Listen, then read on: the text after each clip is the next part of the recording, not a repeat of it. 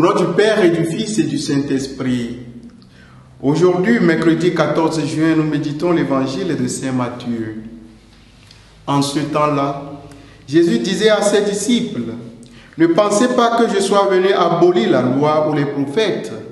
Je ne suis pas venu abolir, mais accomplir. Amen, je vous le dis.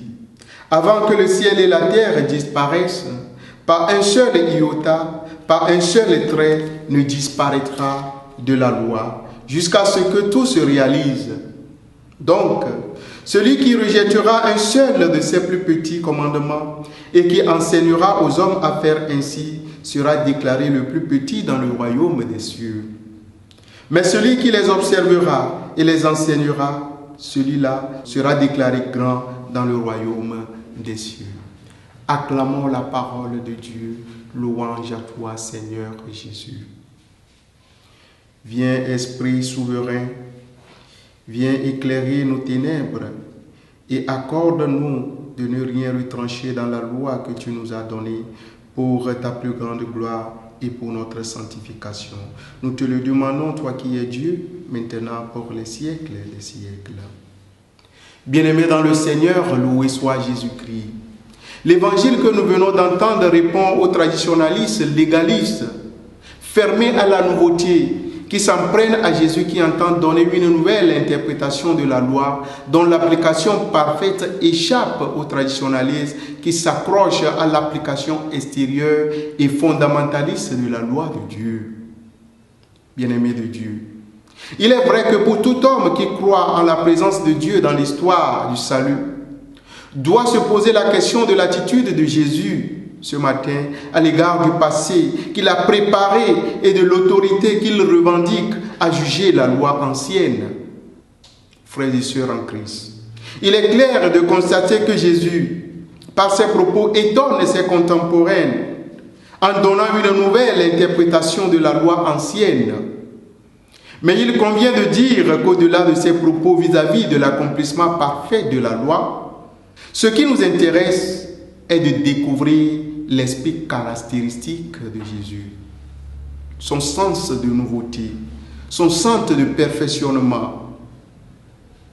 En effet, Jésus ne se présente pas comme un révolutionnaire qui renie le passé et veut abolir tout pour recommencer tout à neuf.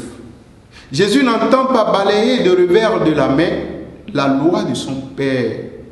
Jésus ne veut guère toiletter ou alors supprimer le passé qu'il a lui-même façonné et édifié, car il connaît bien aussi le sens de ce proverbe africain qui dit que c'est sur l'ancienne corde que se tisse la nouvelle.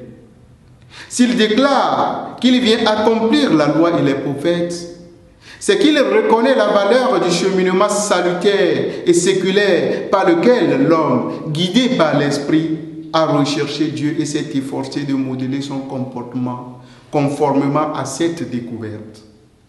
Jésus, en d'autres mots, croit en la continuité de l'histoire du salut.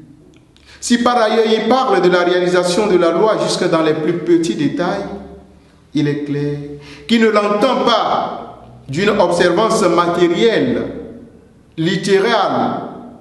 Au contraire, ces prises de position face à des observances rigides, comme celle du sabbat, ou des purifications légales, ou celles qui réglementent les contacts avec les gens réputés pécheurs, démontrent qu'il rejette le légalisme du pharisien. C'est de cela qu'il s'agit, frères et sœurs. Par cette façon d'agir, Jésus n'anéantit pas le sens de sa responsabilité et de la fidélité à la loi et à soi-même que l'homme porte au plus profond de son être face à ses frères devant Dieu. Bien-aimés dans le Seigneur, les propos de Jésus au sujet de l'accomplissement parfait de la loi est une interpellation pour nous aussi, qui sommes fermés et hostiles aux nouveautés et qui chantons le plus souvent « on a toujours fait comme ça ». Ici, ça a été toujours comme ça. Oui, on a toujours fait comme ça. Mais qui a dit que ce qu'on a toujours fait ou ce qu'on a l'habitude de faire est le meilleur, qu'on ne peut rien faire pour l'améliorer ou du moins le parfaire? Voilà un des dangers auxquels nous courons aujourd'hui, frères et sœurs. Cet évangile est aussi une interpellation pour nous qui sommes encore dans le légalisme et dans le rigorisme absolu quand il s'agit d'appliquer les commandements de Dieu, ou du moins quand il s'agit de l'interpréter authentiquement à nos frères et sœurs.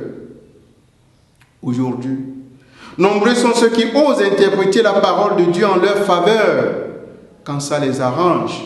Ils interprètent à leur guise comme bon leur semble, en retranchant ou en ajoutant, pourvu que leurs intérêts soient préservés. À cela, le Seigneur les met en garde ce matin, leur demandant de ne rien retrancher ni rien ajouter à la loi de Dieu.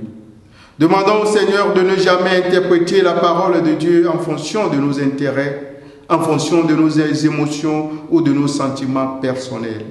Car tout peut changer, mais la parole de Dieu ne changera pas. Et que le Seigneur vous bénisse, le Père, le Fils et le Saint-Esprit. Donne ta vie à Dieu.